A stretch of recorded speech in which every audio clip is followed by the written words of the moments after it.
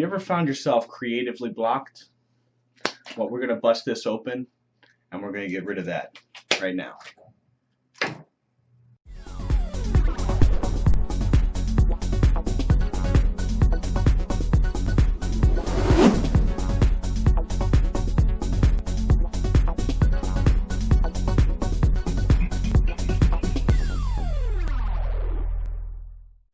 Welcome back to another episode of Sketching in Clay from Brian's Art of Creation. And today, as you heard before, I wanted to ask if you guys have ever felt a block, a creative block, an artist block, even a writer's block. What is that? Does that help you? Does that get you stuck to where you can't come up with anything? Is that a time that helps you to push through? Is that even real? And so I wanted to discuss my thoughts and give you guys some ideas to overcome. And what I've noticed is that there's mainly three things that it consists of. Whether it's energy, whether it's pressure, or whether it's ideas. So sometimes it's not really artist block. It's the fact of you don't really have the energy. You don't feel like getting up and going to sit at the easel or sit at the sculpting table. Sometimes it's because, you've had such a long day, your body is drained or your mind is drained and you don't have the energy.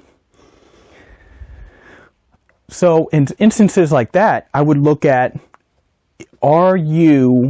is there anything that you can do? Is it because there's so many other things that are draining you? And you need to kind of see if you can cut something out, or if you can, start doing your creative work at a different time frame. The other thing is that you may be putting too much extra on your mind and overwhelming yourself.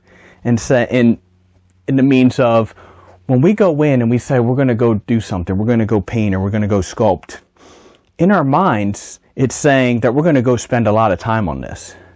What if you were to set your timer and say, I'm going to go in there for 10 minutes? It'll help you to overcome that hump and just get started. And then at the 10-minute mark, you can either decide to stop or you can keep going. But what I've found is that the hardest part is just getting started.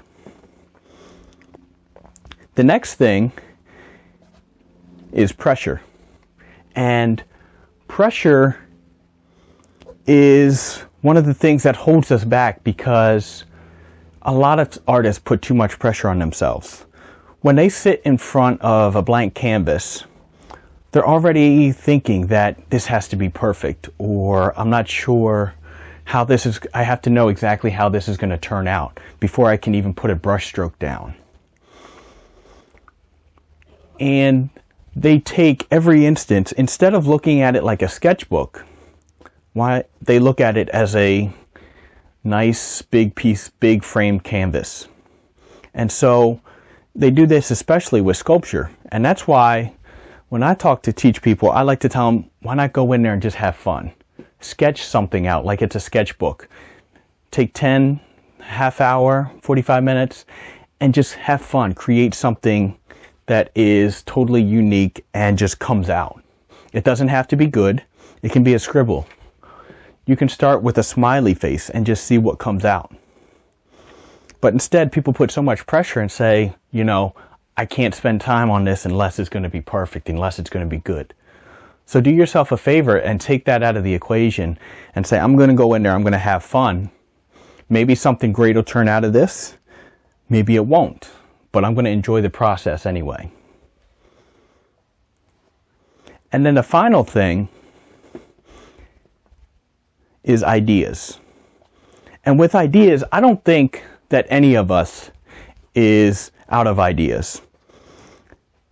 I think everybody is creative and that everybody has an enormous amount of ideas. The problem is that we've just been so structured and held back with the way that we were brought up and going through school and education and being in the society that we live in, that we've been taught to fit in with a certain system to where we need to listen and follow directions. instead of, doing the things that the ideas that we have and using the ideas that we have. Growing up, there's been a certain way that everybody does things. Even in the creative field and learning how to draw, you're taught, you need to color this way, you need to draw this way, this is how perspective works, do it this way, this way. So when you want to draw,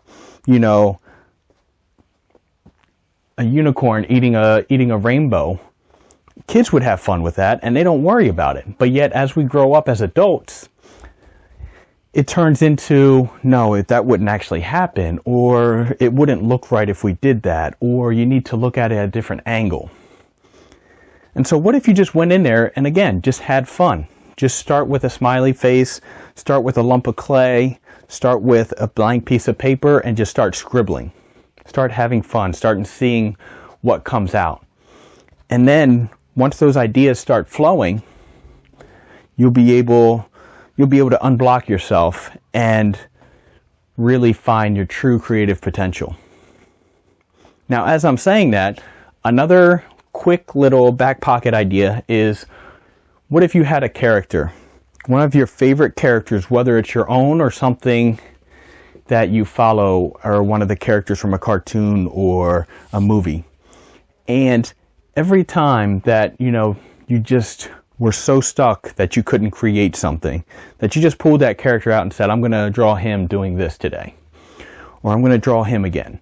And just the act of actually moving and being creative, drawing, painting, sculpting, whatever it is, just getting started is going to give you that head start to actually start moving along and start doing it. All right. So hopefully that has helped and it's inspired you guys to kind of get over some of those blocks that you may have, because honestly, those blocks are all inside of our heads. And it's only really the creative majority that have it. I was listening to Seth Godin and he was saying, plumbers don't get blocks, carpenters don't get blocks, but yet being a creative, we have created this term a long time ago and it's just caught on. If a plumber or a carpenter goes into a situation, they try a few things, see what works, and they may have to adjust, they may have to do it, but they just kind of rely on what they know. Whereas with artists, what if you relied on the process of setting yourself up in a habit of actually going in there and having fun? And that's what I've been trying to do for myself, and what I did for myself for a long time is just going in there and doing warm-ups, doing little sketches. A lot of times I don't have any idea of what I'm going to do when I'm grabbing that clay, and I just let the shape show me the way. So with that, it keeps everything fresh, it keeps everything interesting, and I can't complain or say I'm not sure what I want to sculpt today, because every single time I go in there, I don't know what I'm going to sculpt. So hopefully that little bit of information has helped you guys. You guys have been inspired to go out there, get creative. Thank you guys so much for listening. Please let me know if there's anything you're struggling with, anything that I can do, anything to help you guys, to help you overcome any obstacles you're facing. And I will talk to you guys next week.